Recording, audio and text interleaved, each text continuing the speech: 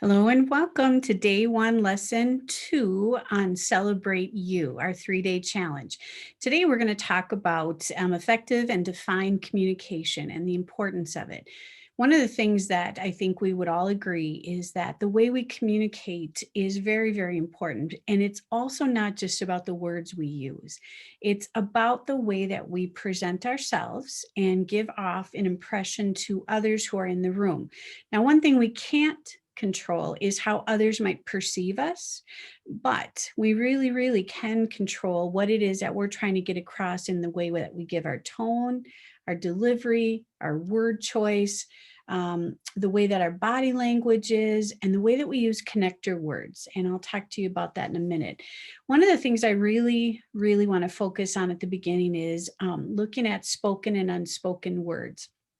I think for many of us, our vocabulary is limited to what we have learned and what we have gotten from other people. I am right now, I'm on a challenge to myself to get a word of the day. And you can do it too. It's through the Webster thing on the Google, on the internet, and you can sign up through Merriam-Webster and they will send you a word of the day.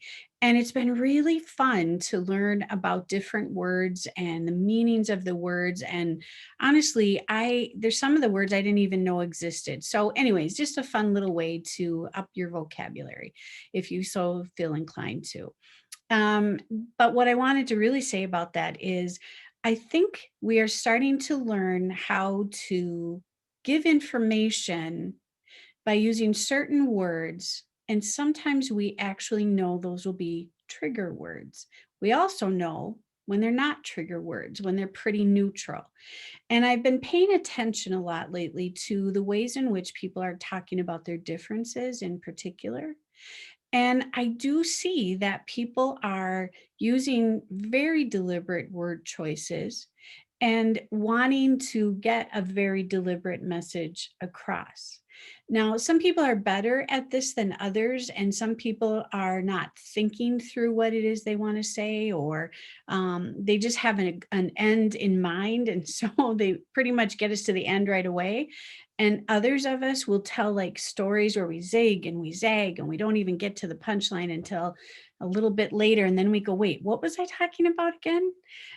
So communication has such an important role in how we get across our information, as well as how we take in information, and then what we end up doing with that information. So when we're trying to get our points across, really pay attention to a couple of things. One is how we speak. Now, sometimes when we really want to get our point across and we're very, very anxious about it, we want to make sure that you understand everything, we go really, really fast. And people are like, whoa, whoa, slow down. Or we might use a tone that just suggests, oh, you better pay attention to me.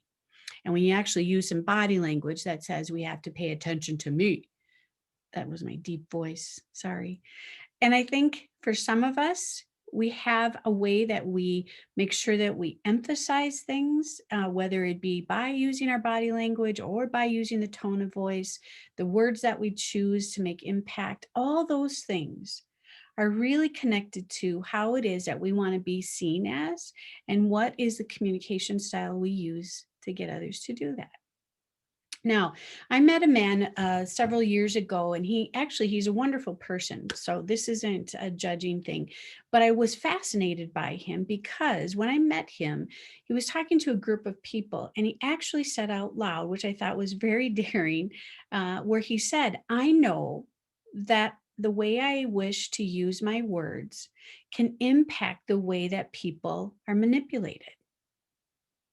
Okay.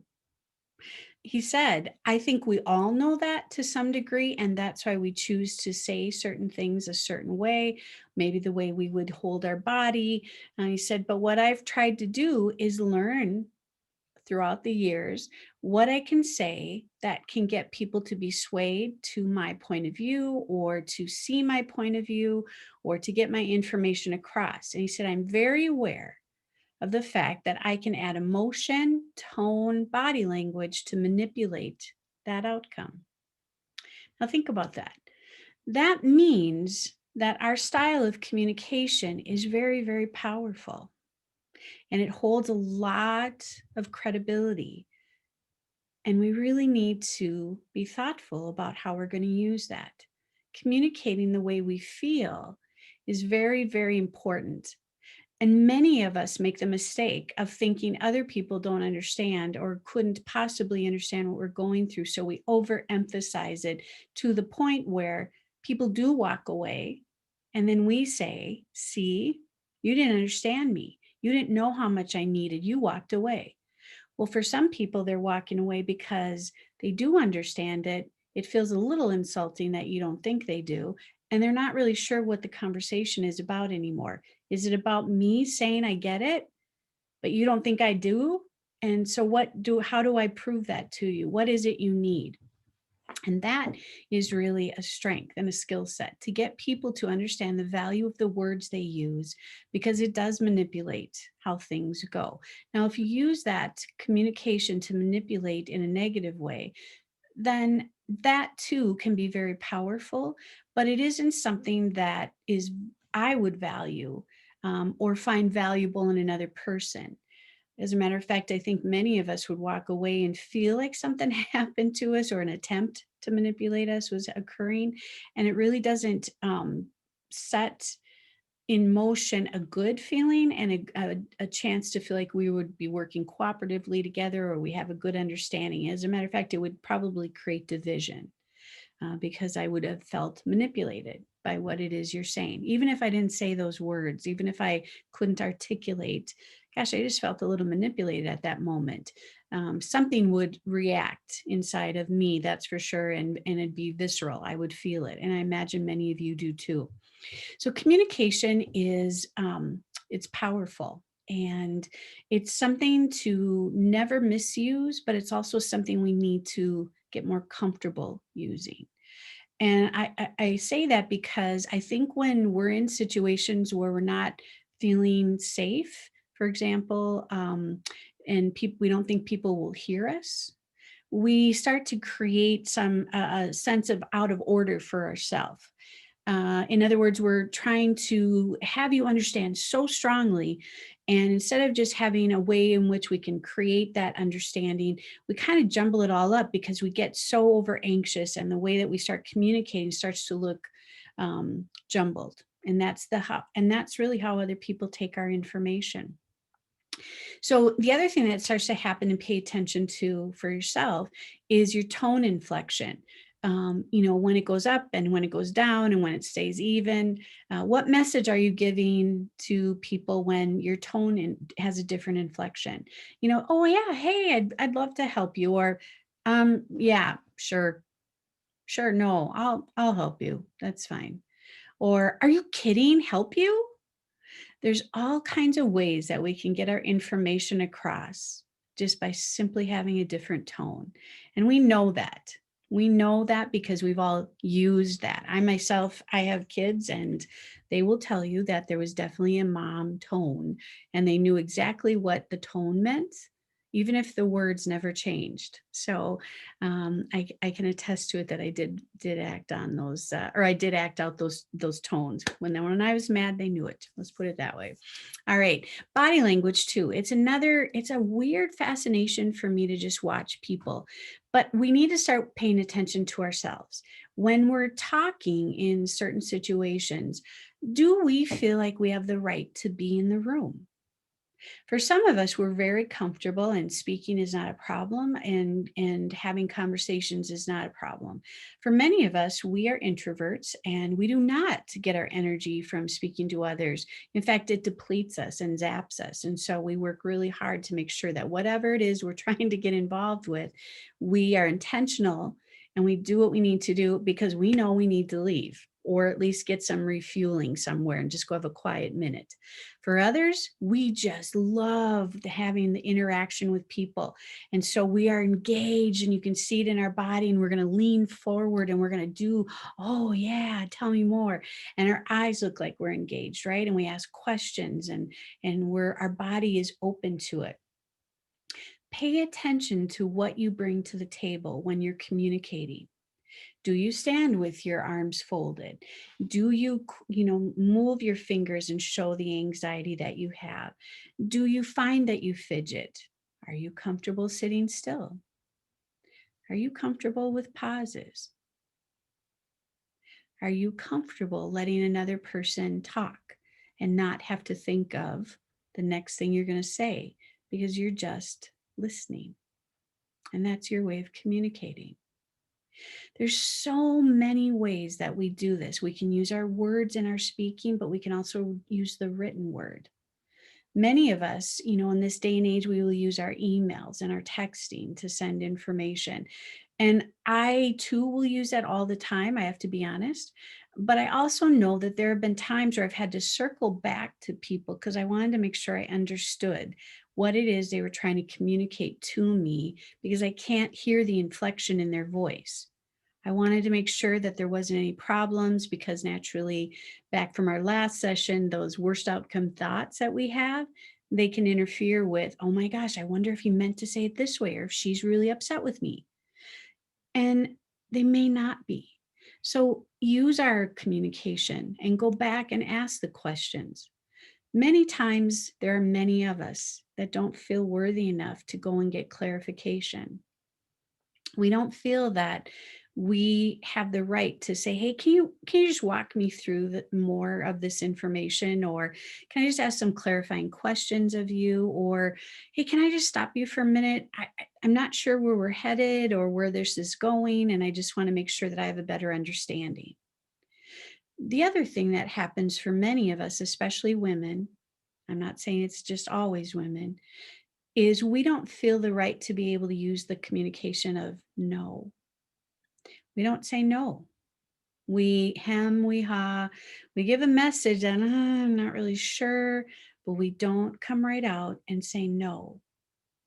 And I will offer there's a variety of ways to do that. Sometimes it's just as simple as saying, well, that's just not going to work for me. Thank you. Or, at this time, I'm not able to.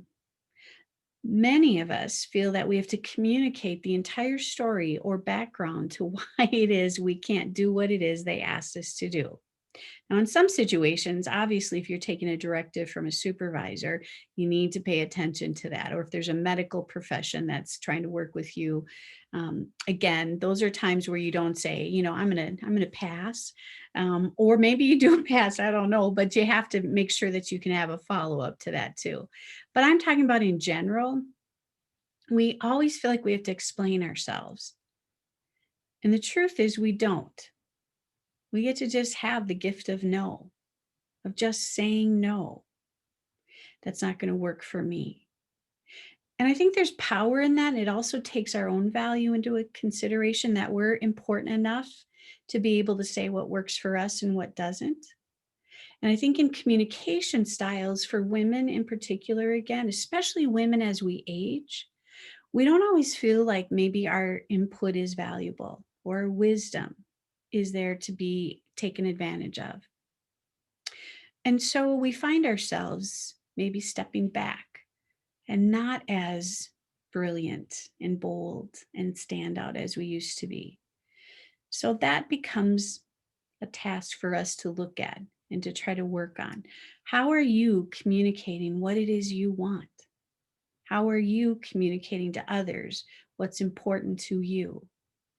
How are you using your tones and your inflections and the word choices and the body language to make sure that you're letting people know your point of view is valued and that it's important to listen to as well? So, in looking at the worksheet that's in the workbook on effective defined communication, I want you to start looking at in the workbook at questions, it asks you, what are your strengths in this area? I want you to brag. I mean, having an effective communication style is a gift.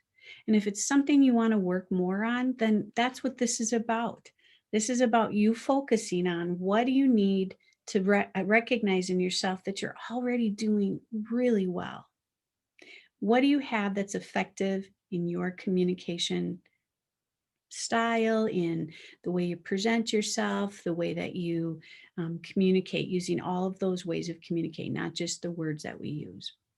And then, after you're done with that, I want you to think about what are some ineffective communication styles that don't necessarily work for you. I can tell you I don't work really well when people have a power voice and they come at me instead of trying to work together. Power voices and a suggestion in the tone and in the word choice and body language that I don't understand or that I need to listen and pay attention because there's some imbalance of power going on. It feels somewhat like bullying, to be honest. And I think we've all experienced that where somebody tries to have a power imbalance with us and to take away what energy and resources we have within ourselves. Then the other thing is that we want to start looking at, we already know we have some strengths. How can we build on those? What is something we've been wanting to do to really practice our effective communication skills? Is it maybe we want to do a Zoom conference with somebody or maybe do a presentation such as this? Have we been thinking about writing a book? Have we been thinking about getting up and giving testimony in church or another place? Have we been thinking about joining a club where there are speaking opportunities? What can you do to build on your strengths so that people get a chance to really see you in motion? And then what opportunities, as I said, will you give yourself to practice those strengths? It's like anything, they're going to get rusty if we don't use them. So allowing yourself to have those opportunities and to take the risks of those opportunities, honestly, what you can look at it is you're honing your strengths. Communication is so important, and the skill set that we have around it is invaluable. So why not? Why not take a risk or two? Maybe it's as simple as writing a lovely thank you card to somebody or some people and just really allowing yourself to pay attention to the word choices you're using. Look up some really cool words and use them in your thank you. Maybe it's in an email. Who knows what platform you're going to decide to use? But I do think it's important to practice those skills and to know that there are skills you have that are strengths. And lastly, what are you willing to do to make positive choices in your communication style? For example, if you know that you tend to be that loud person who does the power imbalance thing, what are you willing to do to make some changes there? If you know that you're the person who stays the quietest in the room and doesn't allow yourself a chance to get in on the conversations unless invited, what are you willing to do to make sure your voice, your opinions, your thoughts, your values are heard? These are all things that we need to start looking at to make sure that we prioritize ourselves because we are so good sometimes, aren't we, at prioritizing others and letting others come first? So, this is your time. This is what you get to do. And I just know that you're going to come up with some really cool ideas on ways you can use your communication skills. See you next time.